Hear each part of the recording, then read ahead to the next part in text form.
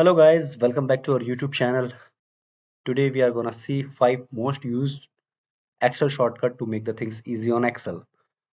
Now we will move to first shortcut. First we will select all the data.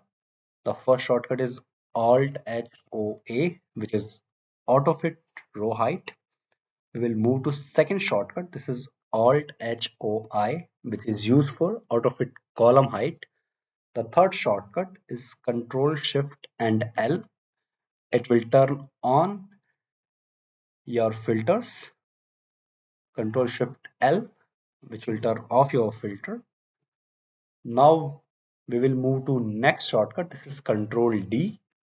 Suppose we just want to copy the value from above cells, then we have to press Ctrl+D. It will copy the value from the above cells.